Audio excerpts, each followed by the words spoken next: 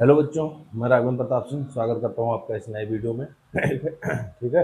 हम तो लोग एक्सरसाइज 6.1 कंप्लीट कर चुके हैं। अब हम तो लोग 6.2 की ओर चल रहे हैं त्रिभुज में।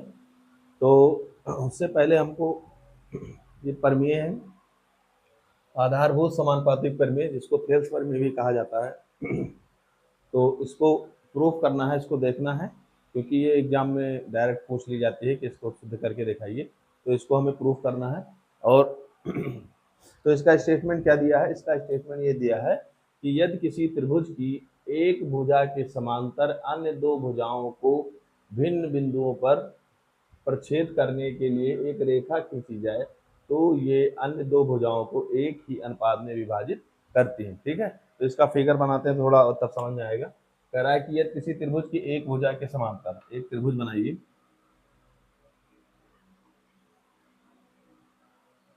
ये थोड़ा तिरछा हमने जान के बनाया। ठीक है।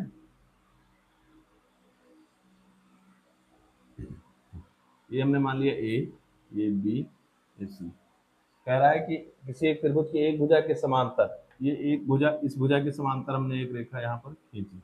ठीक है।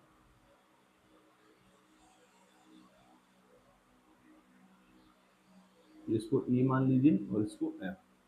ठीक है। एक समांतर भुजा की खींची को भिन्न भिन्न बिंदुओं पर प्रच्छेद करने के लिए एक रेखा खींची तो ये अन्य दो भुजाओं को एक ही अनुपात में बांटेगी। मतलब हमको जो दिखाना है, हमको ये दिखाना है कि ए ई अपान ई बी ये बराबर होगी A F upon F C की। ये हमको प्रूव करना है। ठीक है। मतलब ये इसका अनुपात इसका अनुपात दोनों आपस में बराबर होगा। ठीक है। तो हमने एक त्रिभुज ले लिया, ये त्रिभुज ले लिया। ठीक है। अब हमें कुछ रचना करनी है। क्या रचना करनी है? कि बी को एफ से मिला दो, बी को एफ से मिला दिया, और इसको इधर मिला दो, मतलब सी को ई से मिला दो।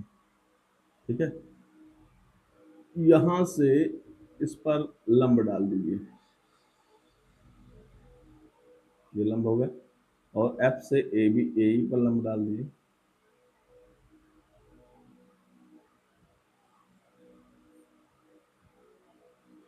ठीक है। ये हो गया। तो इसके कुछ मान लीजिए, एम एन मान लीजिए, एम और ये। ठीक है। अब जो दिया है वो लिख लीजिए। इस तरह हल करना। दिया क्या है हमको? दिया है हमको बी सी पैरेलल है किसके? ई एफ के। ये हमको दिया है। ठीक है। और सिद्ध क्या करना है हमको? सिद्ध करना है ए ई अपान ई बी बराबर A F upon F C. ये हमको प्रूव करना है। ठीक है। फिर हमने रचना की, वो भी लिख लीजिए। रचना हमने क्या की है? रचना हमने की है कि बी को एफ तथा सी को ई से मिलाया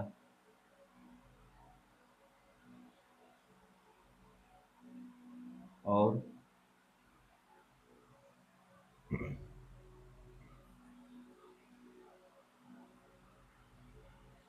ई एन परपेंडिकुलर है किस पर? ए एफ पर। तथा F N F M F N perpendicular है किस पर? ए ई पर। ये हमने रचना कर ली। ठीक है। अब आ गए उपपत्ति।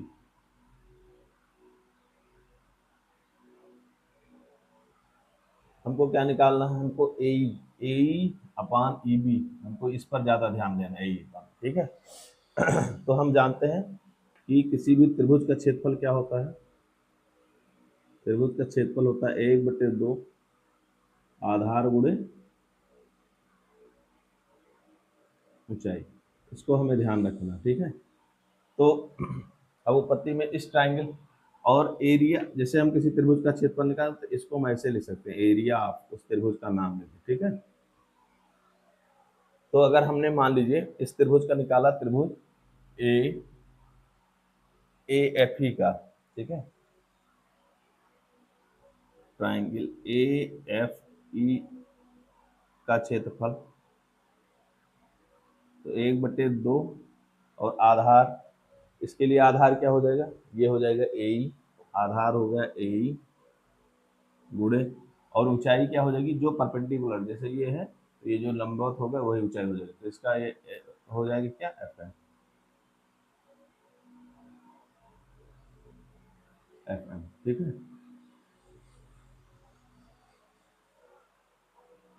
ठीक है, अब हमको क्या चाहिए, ई बी, ठीक है, ए एफ ई,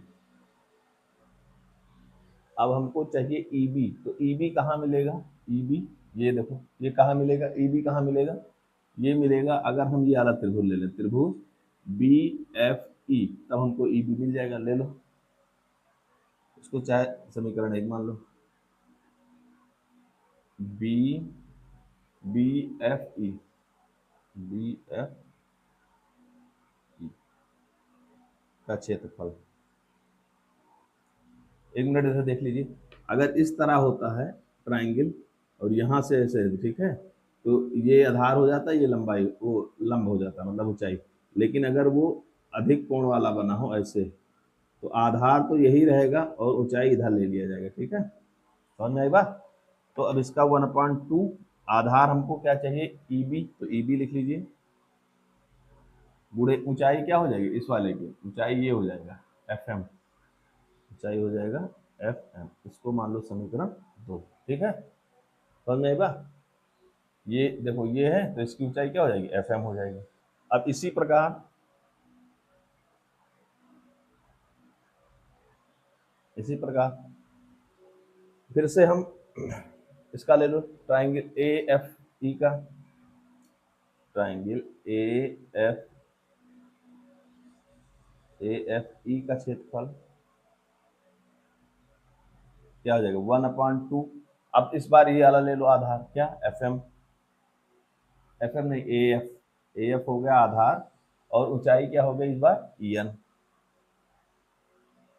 ठीक है, इसको समीकरण 3 मान लो। और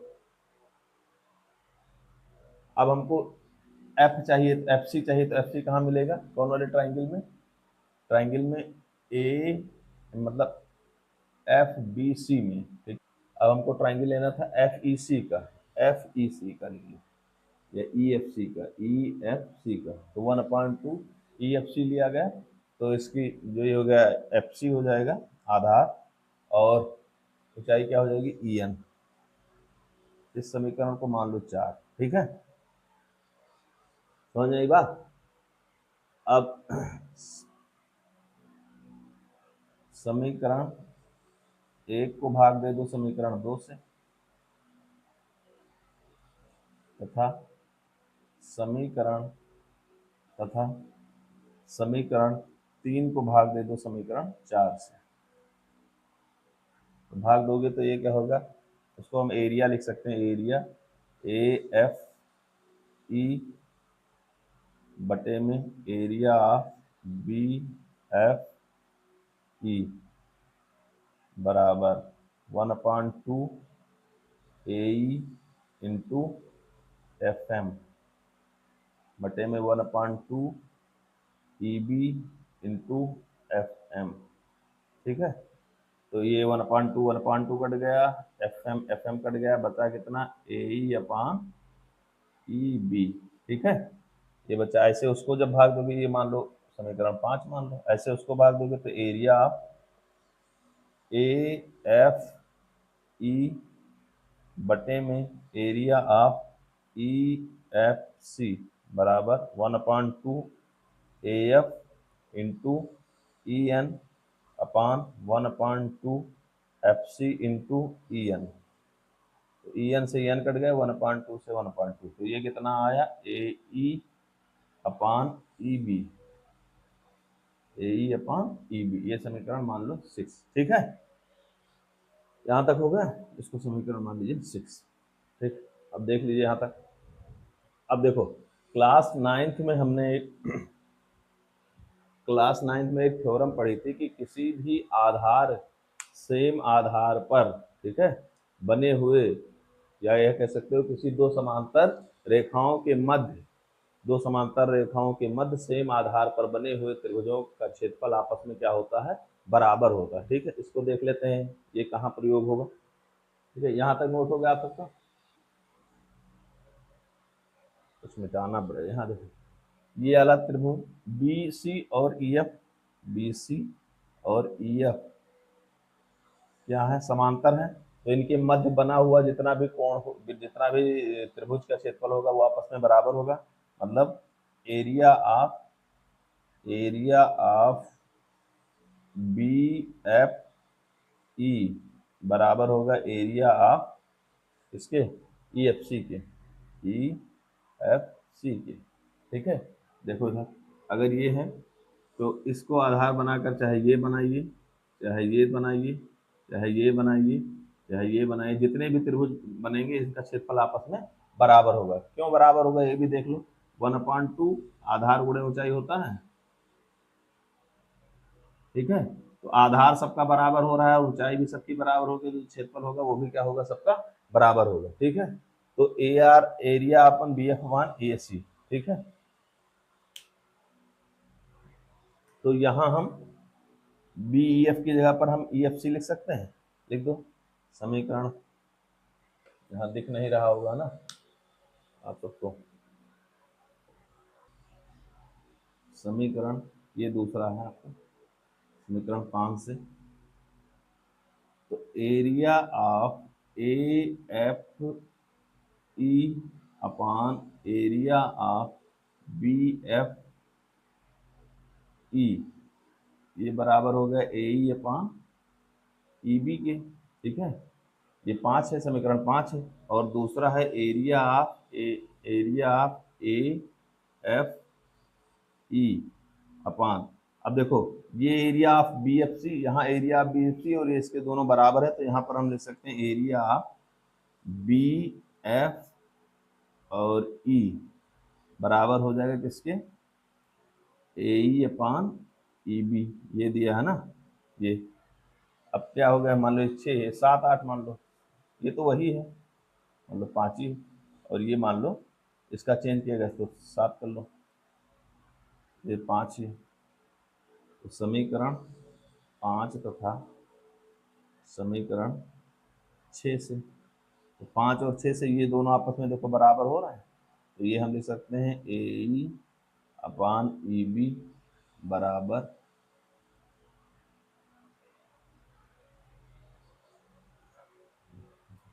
यहाँ गलत हो गया, यहाँ लिख लीजिए बेटा क्या बचा था, A F upon F C बचा था। ठीक है, तो यहाँ भी हो जाएगा क्या, A F upon F C, यहाँ हो जाएगा A F upon F C, और यही हमको प्रूफ करना था। ठीक है,